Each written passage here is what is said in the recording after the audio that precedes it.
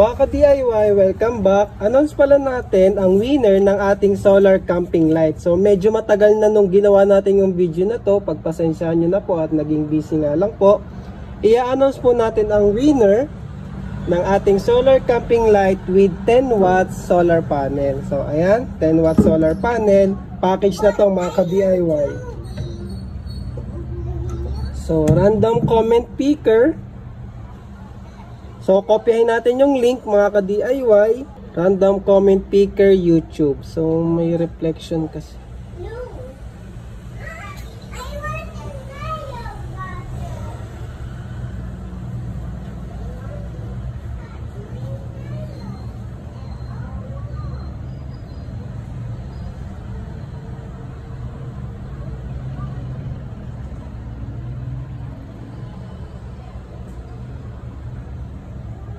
So, ilan ba ang sumali sa ating giveaway?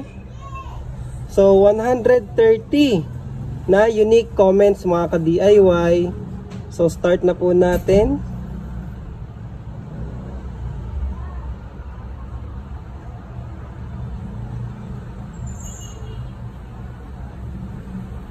Ayun, sa akin na yan boss. At Oliver Valdez 6838. So, congratulations Sir Oliver, nanalo ka po ng solar camping light. So, kontakin mo lang kami sa Shopee. Tapos, ayun, ipapadala na namin sa iyo tong solar camping light. Kontakin mo kami sir ha. Tapos mga ka-DIY, hindi pa tayo tapos. O, diba? Tapos lang tapos pero hindi pa tapos. Meron pa tayong another giveaway. Bago natin i-announce kung ano ba yung another giveaway na yon, mga ka-DIY, ipapakilala ko muna sa inyo itong multifunctional work light. So, binili ko to sa TikTok, meron din ito sa Shopee. At aba, napakaganda ng ilaw na to mga ka-DIY ha. So, nasa 600 pesos nga pala to. So, depende na lang kung sino yung mabibilhan nyo. So, pag binuksan natin, lalabas kaagad yung ating floodlight, work light or floodlight, manual at saka USB cable. So, meron nga pala siyang ilaw sa harap, ilaw sa gilid, at saka flashlight, o di ba? So, tatlo. Paano ba gamitin 'yon? And then meron siya ditong percentage indicator kung ilang percent na lang yung inyong battery. At siya nga pala yung battery nito ay 4000 mAh. So, binuksan ko na nga pala to. Ito yung laman niya. Medyo wala na akong maidadagdag na battery kasi saktong-sakto na yung dalawang 2000 na to. Pwede natin palitan ng mas matataas na capacity. For the meantime, yan na muna yung gagamitin natin, yung 4000 mAh. Tapos ito, meron tayo ditong USB-A tsaka USB-C. So pwede rin siyang power bank. Pero 5 watts lang, alam ko mababa lang yung output nito. Tapos ang charging niya is itong Type-C. So try nga natin kung gagana. Pang maliliit na cellphone lang ata to. Ayun. So, meron naman siyang charging pero mababa lang to mga ka-DIY. Kasi hindi naman talaga, pang emergency lang yan. Yung port na yan. Tapos ito yung kanyang charging port input. So, try natin gamitin. Ito ay, yan yung sa harap. So, puti, white light, meron din tayong warm light, at saka combo. So, yung pangatlong mode, yan yung white light tsaka warm light sabay. So, yan yung pinakamalakas niya. O, diba? Sobrang lakas niyan mga ka-DIY kasi na-try ko na siya. Talagang magliliwanag yung madilim mong magliliwanag talaga yung madilim mong kapaligiran. So, yon, tatlong mode lang yan. Tapos itong B, so, ayan yung perimeter light niya. Ayan. Tapos nakikita nyo yung percentage remaining. Tapos meron din siyang red. Merong SOS blinking. Ayun, tatlo. Tapos para pailawin naman itong flashlight na to, ayan, ilong press nyo lang tong B pag naka-on na siya, o, diba?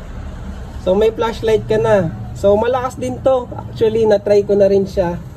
So sulit na sulit to lalo sa mga nagka-camping o kaya sa trabaho. Pwede mo tong ilagay sa kotse, sa motor, pang emergency, tsaka pang trabaho. At syempre, dahil DIY Pinoy tayo, pwede bang i-charge by solar to? Siyempre naman. So, ito yung another 10 watts natin na solar panel. Kagaya dun sa isang camping light. Anong gagawin natin para ma-charge niya ang ating work light or floodlight? So ito lang yung kailangan nyo mga ka-DIY. Ito ay isang buck converter na quick charge. So possible to mag-output ng 12 volts, pero dahil 5 volts lang naman to, 5 volts lang yung ilalabas niya. So isaksak lang natin yan, yung USB, at ayun, pwede na natin siyang ma-charge. O ayan, so i-try ko nga sa liwanag. So hindi kaya dito kasi medyo madilim sa bahay.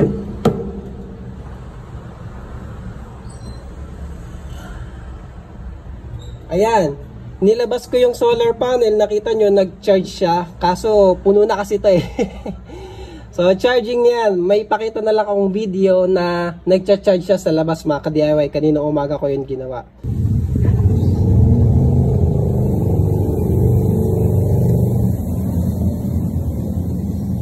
10 watt solar panel charging, at ito yung ating buck converter, and then ayan, charging. So solar na siya mga ka-DIY, solar na yung ating work floodlight, so workstation floodlight, so converted into solar light. So pwede nyo nang gamitin to sa camping o kaya sa emergency mga ka-DIY. So ayun, ito ipapamigay din natin mga ka-DIY para sa inyo. So paano? Syempre comment lang below. Pwede nyo i-share yung video, pa-commentin nyo yung tito, tita, nanay at tatay, lolo, lola nyo. Comment lang, and then random comment picker ulit tayo sa ating next video. So ayun lang mga ka-DIY, maraming salamat. Sana nag-enjoy kayo sa ating video. Click nyo nga pala yung bell para mano-notify kayo pag may bago tayong upload. So ayan o, diba? Sulit na sulit. Magnetic nga pala to ha. Pwede nyo ikapit to sa sasakyan. Sa mga bakal, dumidikit yan. Meron ba akong bakal dito?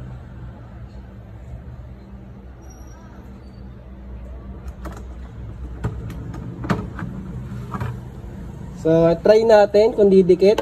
O ayan, didikit yan sa martilyo. O, diba? Dumidikit siya mga ka-DIY, magnetic. So, may neodymium magnet yan.